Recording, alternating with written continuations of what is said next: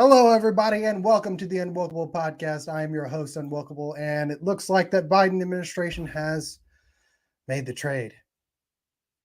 They have made the trade. Whoa, there we go. And there seems to be no lack of equity in the federal government. And what I mean by that is that we are more than willing as a government in the United States and an administration to leave men on the battlefield, to leave men and women on the battlefield who have served their country, to free someone. Now, let me just break this down real quick and make everyone understand. I have nothing against Brittney Griner. My issue is with the trade. My issue is with the trade, and here's why. Because to get Brittney Griner, to get her back, they made a trade with one of the most dangerous terrorists in the world over the last 12 or 15 years. And I have a video here to show that it's not just me who thinks that. There has to be equity in the trade, don't you think? There has to be equity when you're wanting to get someone back. You don't trade somebody who could possibly do more damage to people out in the field. I don't know, maybe someone who has harmed U.S. soldiers? Maybe we shouldn't give that person as a part of the trade. Right? Let me show you this real quick. So this is a news report that explains exactly how dangerous the man is we traded for Brittney Griner. Victor Boot, in my eyes, is one of the most dangerous men on the face of the earth. On the face of the earth. Without a doubt.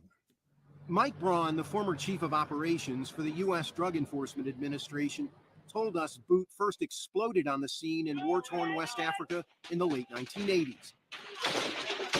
Elevating bloody conflicts from machetes and single-shot rifles to AK-47s, not by the thousands, but by the tens of thousands. So he weaponizes civil war in Africa. He transformed. So hold on a second. Where's the concern for gun control from the Biden administration? Does anybody know? Where's the concern for gun control from the Biden administration? We're talking about a guy. I'm just going to listen to that one more time. Listen. Elevating bloody conflicts from machetes and single-shot rifles to AK-47s, not by the thousands, but by the tens of thousands. So now let's take this into the intersectional world, into the diversity, equity, and inclusion world. This is a man who has profited off of the killing of black people in West Africa by providing guns that are much worse than what they would have had before.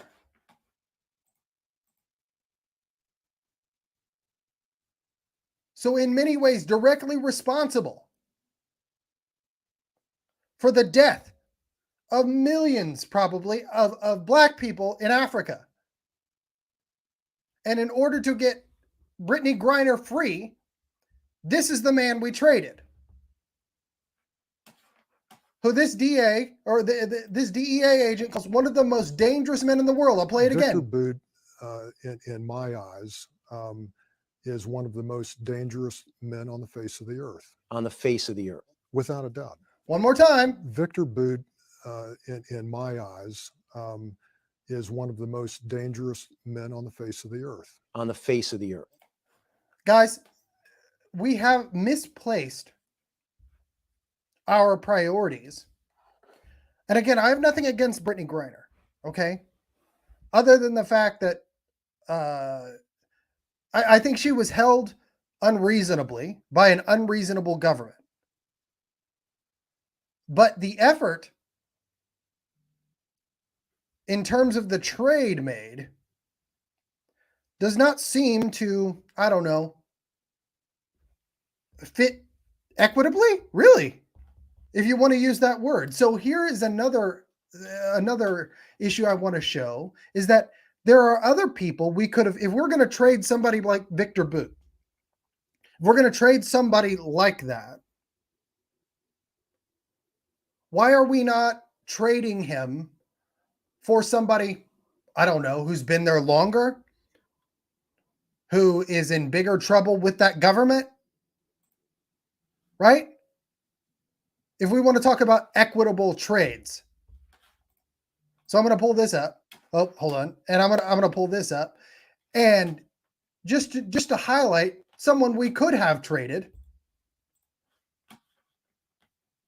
instead of Brittney Griner.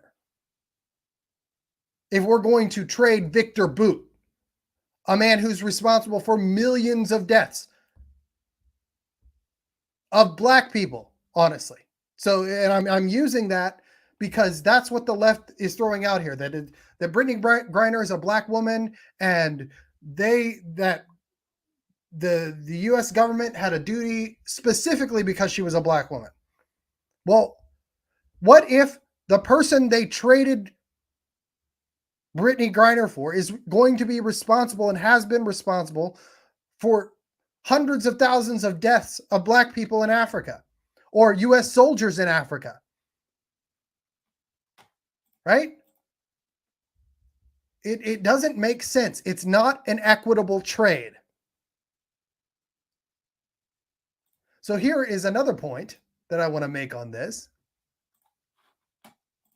that I posted yesterday. Meet Brittney Griner and meet Marine Paul Whelan. Both Americans, both were convicted in Russian courts on dubious charges. I agree with that.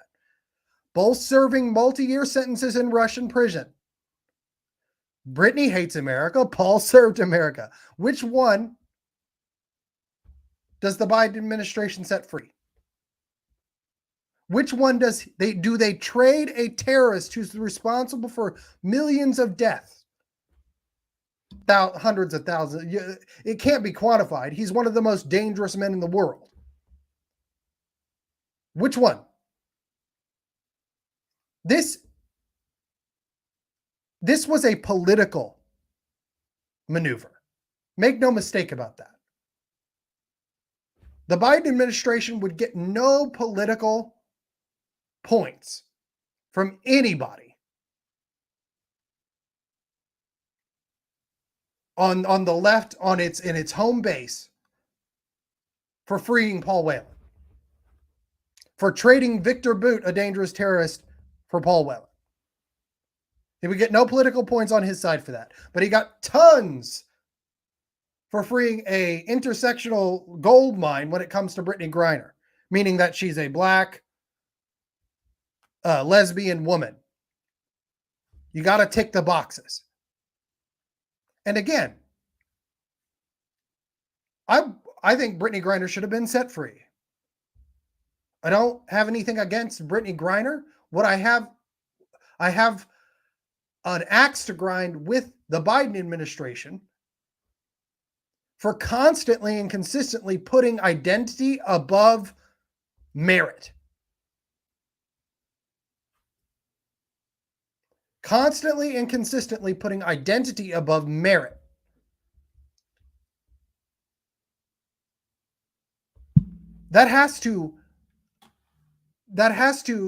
People have to understand why they're doing that. And it's not just in this situation. This is just one situation of many situations of hundreds of thousands of bureaucratic policy-based decisions that the Biden administration has made that is filtering down all the way into your local government. Do you remember during the pandemic when they were saying that they were going to give vaccinations and medical treatment to people of color first? Instead of, need basis, instead of merit?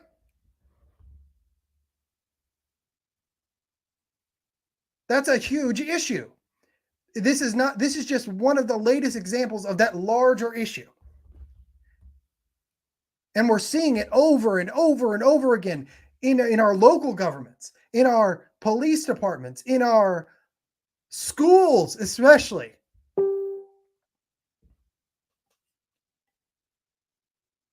It's it's something that is now starting to be ignored.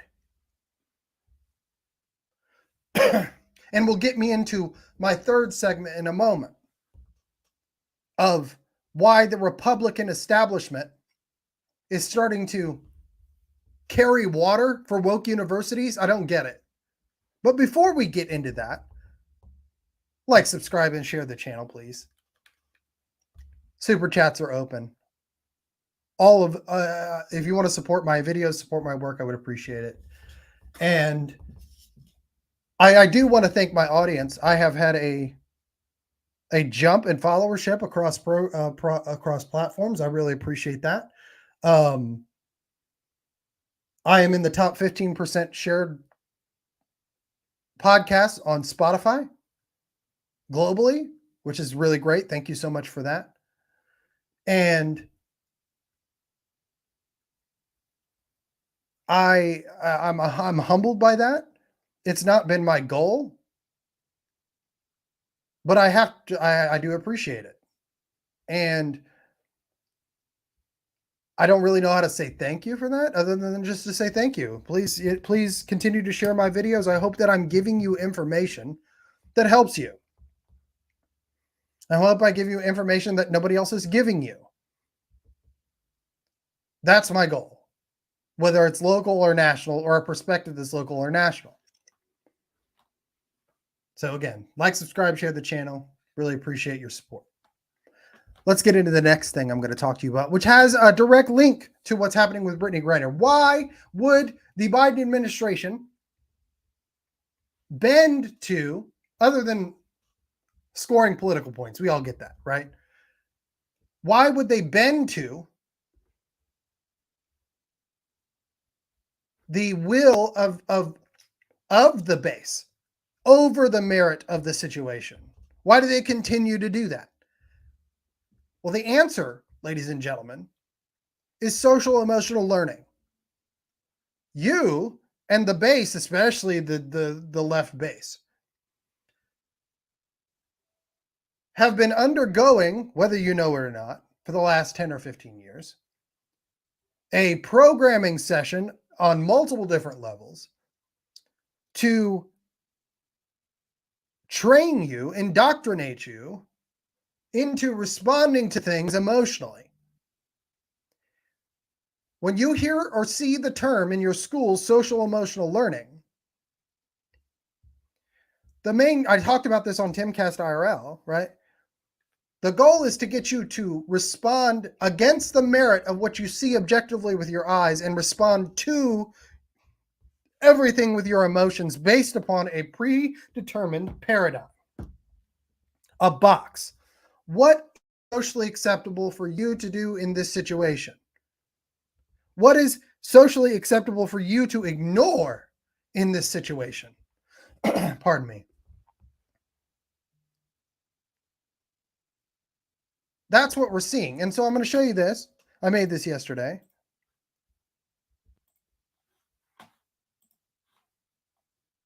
This is just a meme that I made, but see, here's the thing. People seem to respond to things in shorter and shorter chunks and shorter bites of information. And so memes can be very effective in that. Ooh. Right? They can be very effective in giving a message.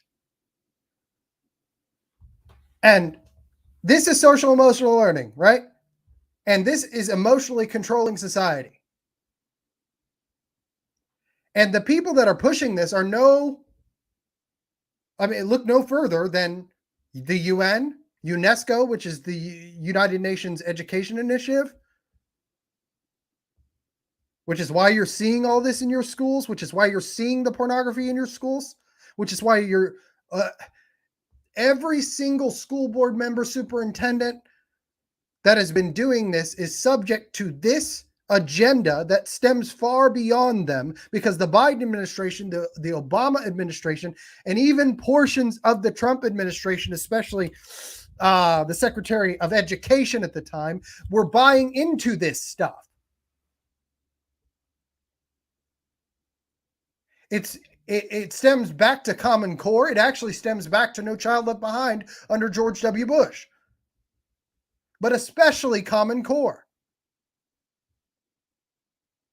You can trace it all the way back, and social emotional learning is the societal manipulation of people through either programming through your television set, what you watch, TikTok, right?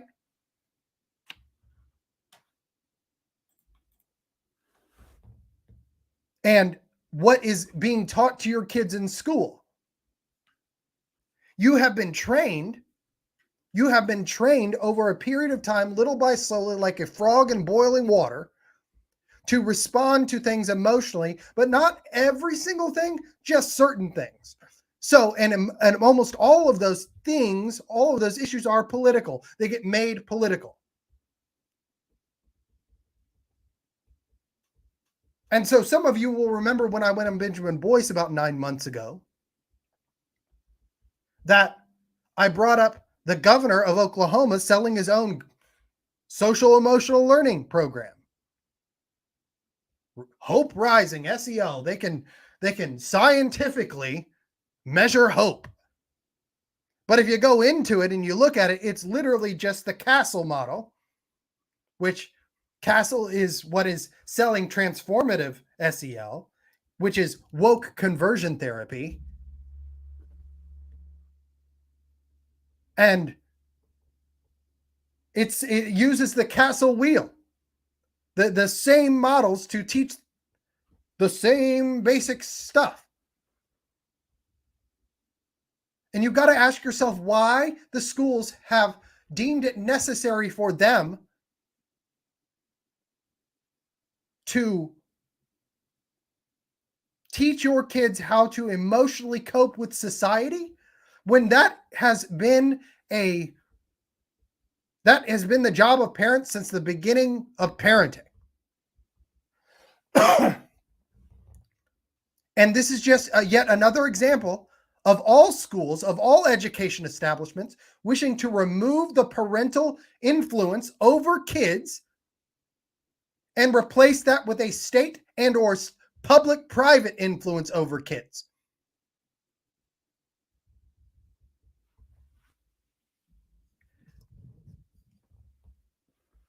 That the move to wanting to create community schools, whole child, whole school, whole community model, it takes a village.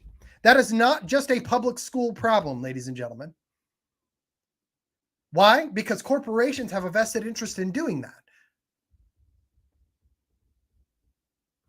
And unless you, as the private citizen, have enough money,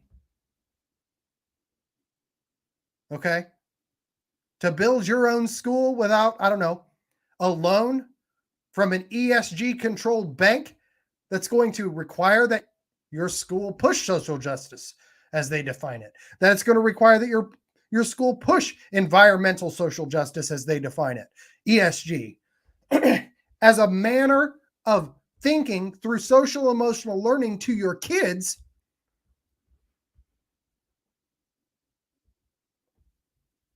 you're not going to be able to compete.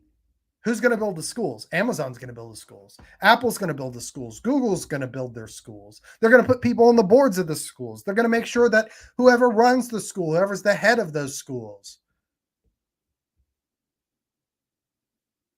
are going to be in control of those schools from their perspective, from their ideology, from their value system.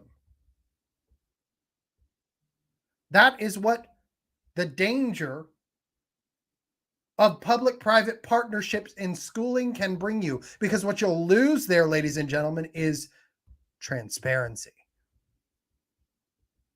That's what you'll lose.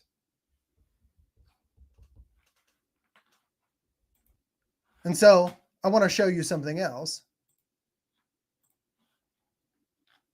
There is a strange shift in the narrative. A strange shift in what, since the election, which I called this, by the way, in what some of your most establishment connected people are putting out, the narrative they're putting out when it comes to your universities. And make no mistake, I'm going to get hammered hard from the trolls controlled by these people for telling you this, by the way. Because it's amazing to me that the right, the group that was so anti-woke, anytime they get challenged on a policy they can't answer, they respond just like the woke do. They attack you personally. That's what they do. And they send seemingly unconnected trolls after you, which, man, they're thirsty lately. Whew. Man, get some, I don't know, guys. You okay? You all right in there? Get very upset. But they will send trolls after you, this establishment group, and it's called laundering of harassment. Just like they launder information, they launder harassment to people that the average person can't see are connected. So instead of engaging on the merits of the policy, they do what they did to Jake Merrick, who voted against school choice because that was his conviction. That's what he believed. And they lied about him and sent dark money, by the way. Didn't you love how this same establishment group just started throwing out the term dark money as soon as people like Jenny White of Rope were bringing up the fact that it's the same group of people. What you don't understand is that the leftist media in this state, what appears as leftist media, is working directly with the establishment Republican Party. Sorry, it is. Because the best way to defeat an opposition is to control it yourself. And when I say that, I'm not talking about controlled opposition from the left, but from the right. Because what you're finding now is the goal is starting to unify. James Lindsay talks about this, about the dialectic. Thesis, antithesis coming from kind of all directions. And the synthesis of that, which is the Marxist dialectic, is a predetermined solution that appears bipartisan. Bipartisanship in an adversarial system, which is our system, was set up as an adversarial system to have competing interests. When you find bipartisanship over something that is a unified leftist agenda, that if you were to go back 20, 30, just back to 1972, would have been characterized and defined as a leftist agenda, is now somehow mainstream bipartisan. When you see the people high atop the thing arguing it, but only arguing with the people they want to argue with and ignoring all other legitimate issues, all other legitimate criticisms, when you see narrative capture, whether it's on the right or the left. This happened with the George Floyd situation, narrative capture. It happened with the COVID situation, narrative capture. If you see it even with something you may be predetermined or conditioned to like, because some of the same people are saying it. We're so tribal, ladies and gentlemen. We're so tribal that we refuse to think sometimes. It behooves me. Yeah, maybe it behooves. It boggles my mind to think that we've been emotionally learned so well that if one person likes something and we like that person and they insist that that is a good thing, we abandon all reason. We abandon all context. We abandon all notion of what it means to think actually critically. Who, what, when, why, where, and how. We don't ask those questions anymore.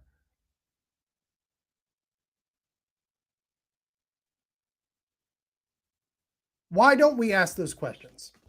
Because we let other people do our thinking for us. Now, I'm going to show you this.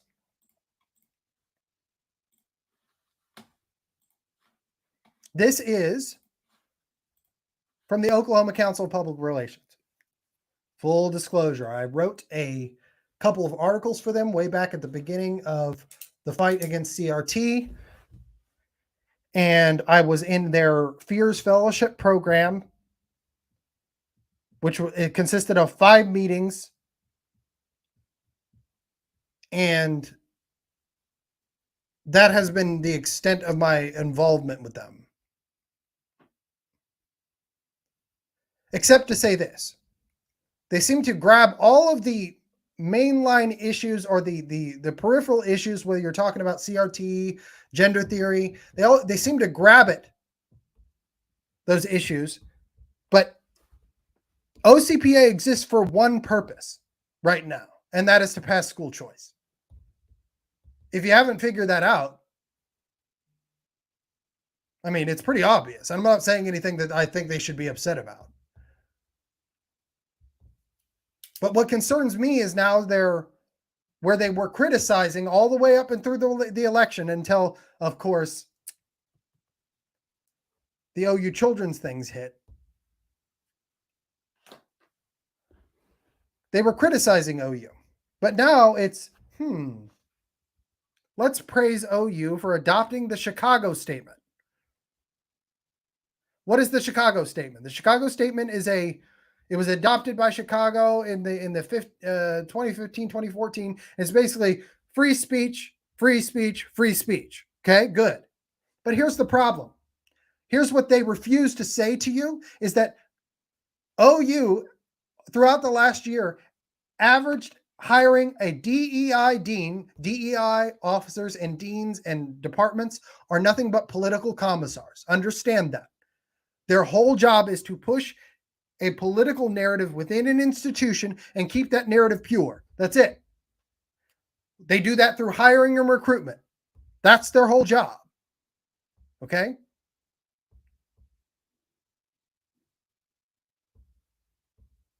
So, and then we had a free speech week 2 years in a row here at OU, where the University of Oklahoma president really literally defined what free speech was through a diversity, equity, and inclusion CRT lens. And the OU Division of Diversity, Equity, and Inclusion has literally endorsed the acceptance of the Chicago Statement. So the political commissars at OU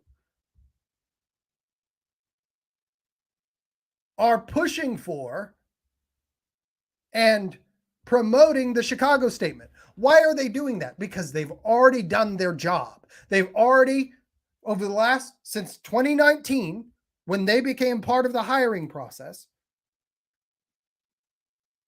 have systemically removed and retired and hired people that agree with their political ideology and kept those who do not out. It's been 3 years that they've been doing this. And the OU Board of Regents, led by Frank Keating, who used to be a board member of OCPA and is a board member of OCPAC, OCPAC,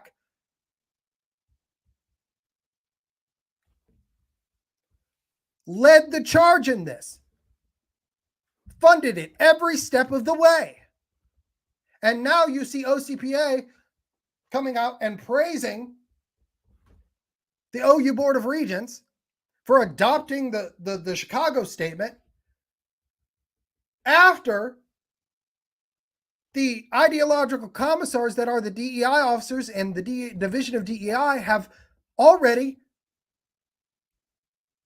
completely taken over the university, top to bottom, down to their outreach in their strategic research verticals. That is an ESG.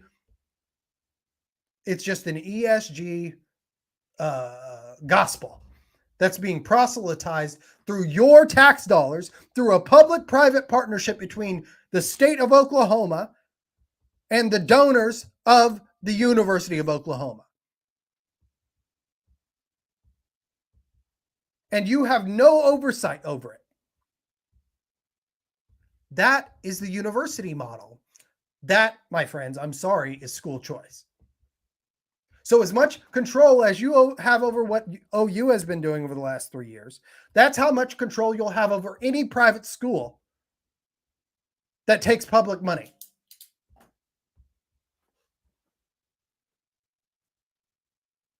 And what I hear here is,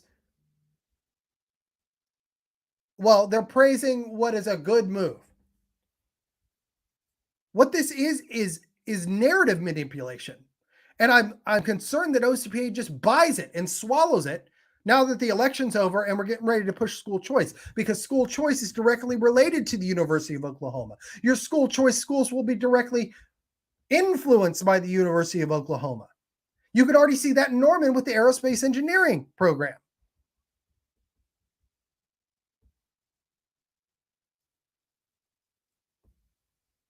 So my question, without attacking them the way that they're going to attack me for having done this video, they won't attack me directly. Well, sometimes they do. But they'll send trolls who have started entire organizations who's only created to push school choice. They will send local trolls after me and to keep harassing me and all kinds of things like that, because it doesn't look like it's them, which is exactly what the woke did in 2019, by the way, 2020, 2021. It's exactly what the leftists did. They're using the same tactics to rid people of the space who ask the right kind of critical questions. They're willing to argue with Randy Weingarten all day, which she doesn't argue with them. They just yell at her and then accuse her of not debating, while turning around and won't sit down or counteract any debate on the with Lisa Logan or James Lindsay or myself on these issues. It's amazing to see it. Wokeness at its base, when I talk about wokeness, it's a systemic form of manipulation or set of manipulations designed to remove argument, designed to freeze free speech before the university has to do it itself, before a mob shouts you down. It's designed for you to weaponize your empathy, to use social emotional learning to get you to censor yourself out of fear of what might happen to you if you are to say something. And that is literally what the school choice lobby has done to anyone who dares to academically and scholastically make good points about why school choice itself, in the way that it's comprised, won't be a great idea for everyone. It's why I believe James Lindsay got kicked off Twitter when everybody else just got, brought back.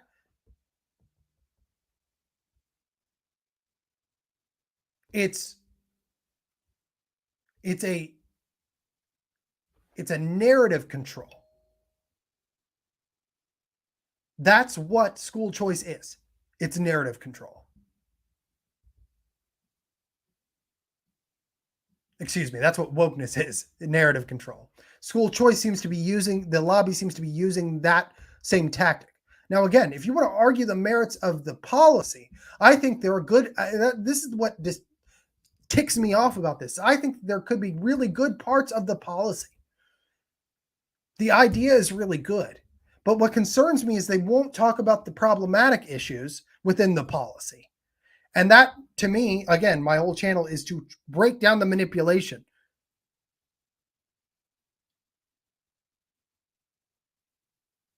On all sides. I have declared eternal hostility against all tyranny over the form of the mind of man. All of it. But when you start shilling for and mentioning, your former board member by name in some of these articles, who's been responsible for allowing DEI to take over the University of Oklahoma, and the other university is connected to that board of regents, and you refuse and you attack people in the most disgusting of ways through proxies that you think that nobody will know are connected to you, when you go after conservatives like Jake Merrick and malign them and use dark money to remove them from office because of that one vote,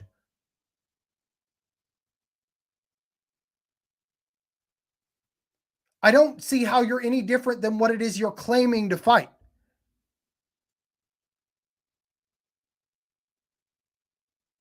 You know?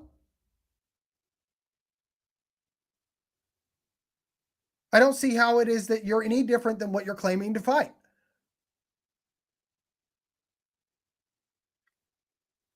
Maybe I'm wrong. I don't know.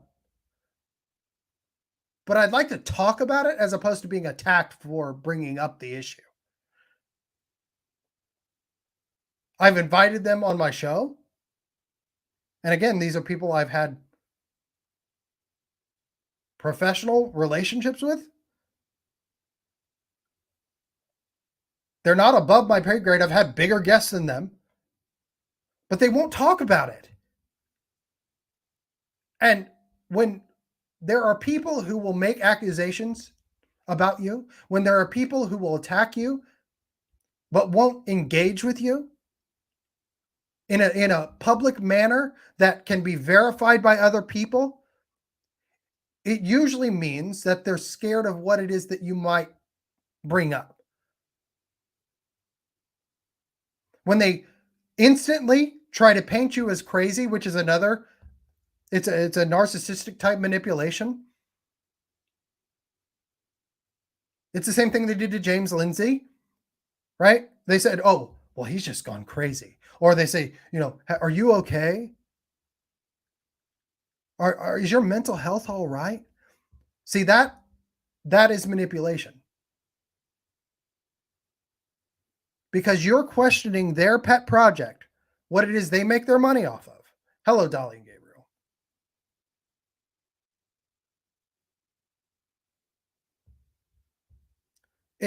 When you question their pet project, the thing that makes them money, and they attack you personally and send others behind the scenes to attack you personally,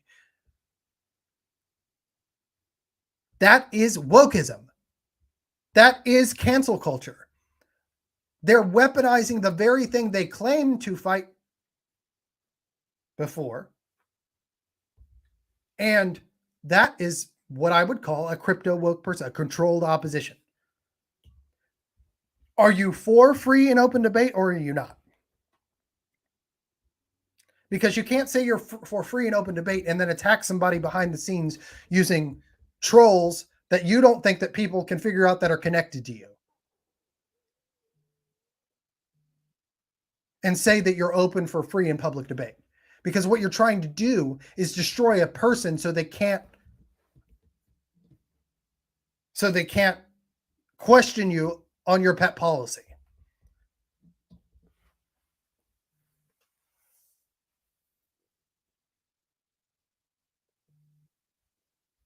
So I started this talking about Brittney Griner.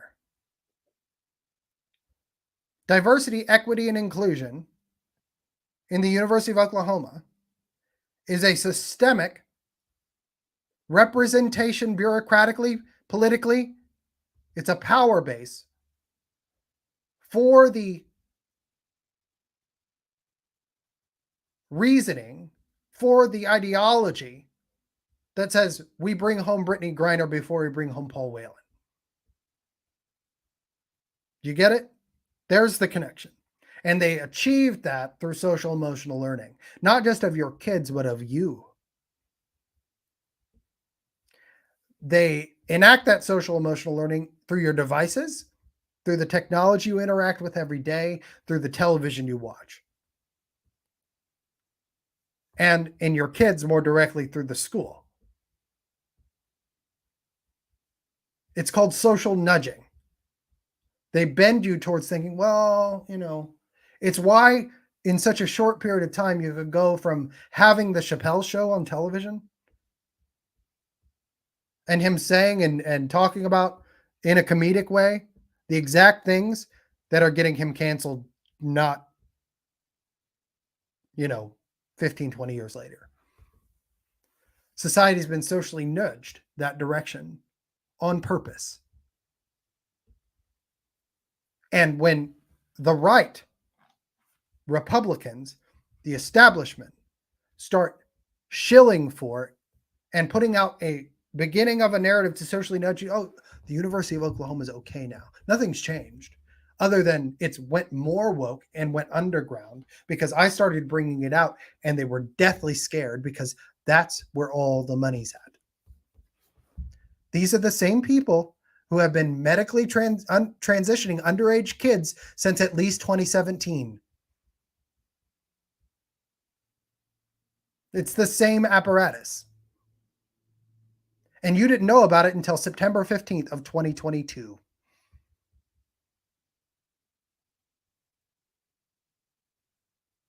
You got to ask yourself why. Because I guarantee you, you knew. Many of your legislators knew. Many in the executive branch of the Oklahoma government knew. But they didn't want to bring it up. And it wasn't brought up until I brought it up. And since then, I have been viscerally attacked by the right and the left in concert, using the same talking points, using the same tactics, using the same information that I have documented showing that they pass between each other. This is not a conspiracy theory. When it's objectively verifiable, it's not a conspiracy theory.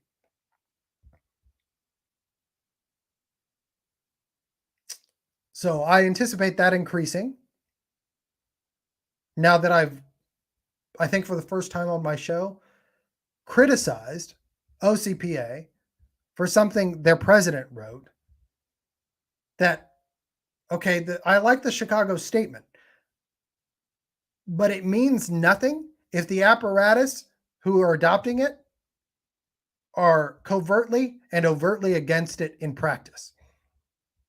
But they want you to think that it's going to matter when it won't. Because institutions are nothing more than the people that comprise them. And DEI, as they've done in Northern Public Schools, as they've done in the last 3 years, see, here's the problem.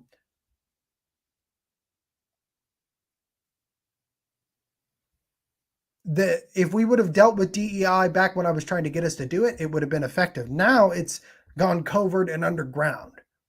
So Norman Public Schools, for example, their executive director of diversity, equity, and inclusion it doesn't even exist anymore. That now they're the student services director, because the reason you see the porn in schools is because your equity officers had purview over what came in, and they gave librarians mailing lists to order books from. And within those lists came the books that you're seeing all over the schools right now that are being used to sell one thing, one policy. You'll see it as it comes up in February. You'll see it not just here, but in Texas, in tandem at the same time. Because OCPA and TPPS are working directly with each other. It's a coordinated effort. And again, that's all right. There are parts of the policy I like. But they are doing very nefarious, dirty things behind the scenes. And that is antithetical to what it is they're claiming to fight. They're attacking people personally through satellite trolls and satellite groups for daring to question their policy. That is wokeism. If you question diversity, equity, inclusion, you get a group of leftist trolls that come after you. It's the same thing when you question CRT or gender ideology or queer theory or all of that. They send trolls after you to get you to bend, not argue the policy, but bend emotionally and run away.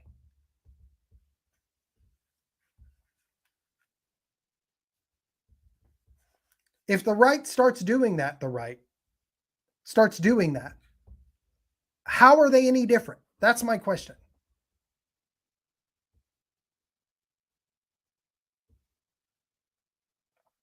And they will go to great efforts to minimize your influence.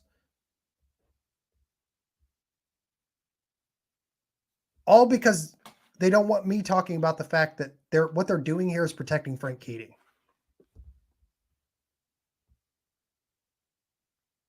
What they're doing here is protecting the apparatus that's going to help them push school choice and help them keep it going, because the aerospace engineering program at OU and the aviation program at Norman Public Schools is the beta test.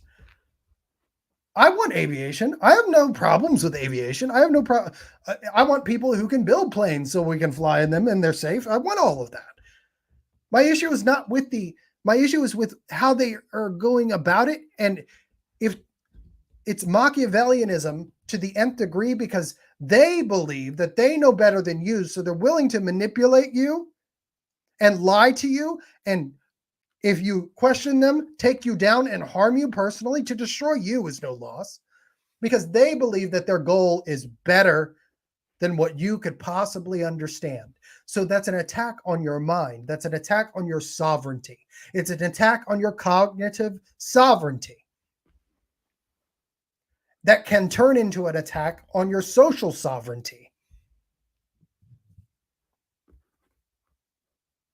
If you dare go too far, they will blacklist you. They will whisper campaign about you. They will send dark money after you. They'll send PR groups that claim to be on your side, but aren't, just to contain you.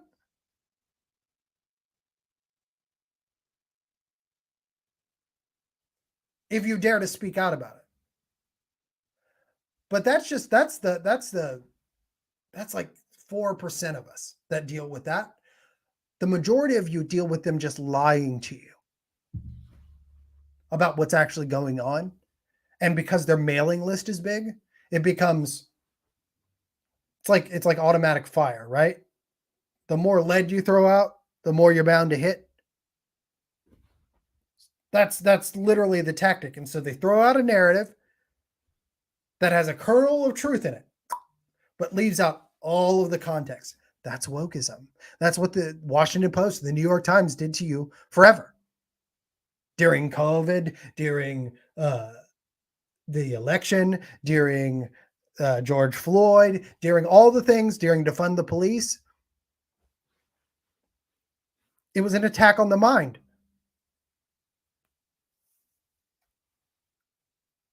But I just expected more. But what it boils down to is that there is no free market anymore, especially of ideas, from either side of the spectrum. It's just like with Parler, right? When Donald Trump got kicked off Twitter, he was expected to go to Parler.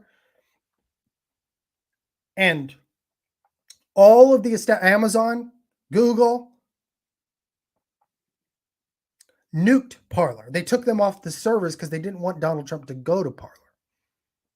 They didn't want gods with thunderbolts, like James Lindsay said in a talk the other day. Just shot it down. Boom, no Parler. That's what they do to people like me. That's what they do to smaller information organizations that do not toe the line. If they can't get you financially, they'll get you personally. If they can't get you personally, they'll get you financially. If they can't get you in public, they'll whisper about you behind the scenes. And then they'll send trolls entire organizations of them after you, while the person sitting high atop it will still communicate with you like they're your friend.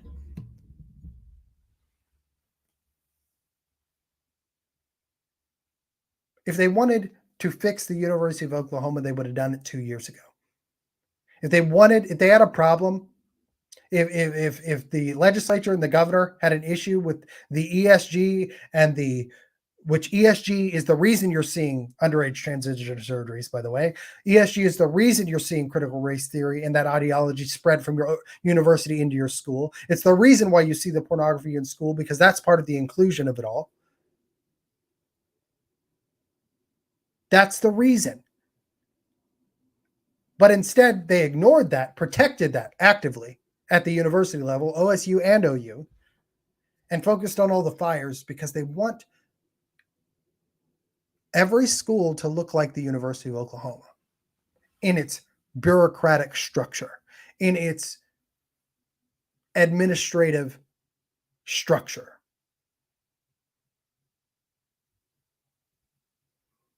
Because you have no transparency rights with OU. That's the private part of it. Anytime the Board of Regents wants to, they go into executive session and vote millions of dollars into the medical apparatus that transitions underage kids and puts them on hormones therapy.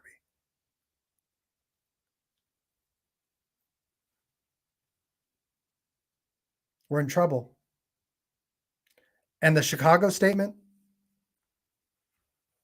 is not going to fix it. But it'll make everyone think that, well, it's better. I don't need to worry about OU anymore. Boomer sooner. What else is going on? What else other shiny thing can I grab and look at? So that's what I've got. I hope that I have given you some information you like. Please like, subscribe, share the channel. And I don't want to make enemies of anyone. I just want to point that out. But I'm not going to bend the truth of what I see and can show you because people want to make me the enemy. I'm not going to bend what I have observed and experienced over the last 3 years and not share that information with you just because the people who are on my side are the ones doing it now. I'm not going to bend to thirsty trolls and rich, nefarious, bad actors who are seeking to squeeze me out of the space.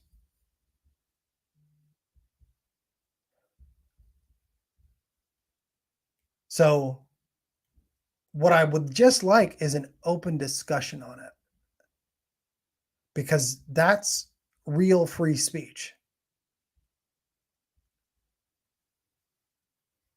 Free speech is not being able to say whatever dirty, nasty thing you want to say, wherever you want to say it. Free speech is the ability to question all the things. All the things. And do it without threat of reprisal from rich corporate interests aligned with government corporate interests in a public-private partnership who seek to data mine your kids into the ground so they can control them for the rest of their lives. And so to the 2 people that are watching right now, thanks. I appreciate it. Like, subscribe, share the channel, stay UnWokable. I will be on Project 46 this afternoon, 3:30 in studio with Andrew Spino and Janelle Batts from Red River TV. And we'll talk about some of this and some other things. So watch us there. We'll see you soon.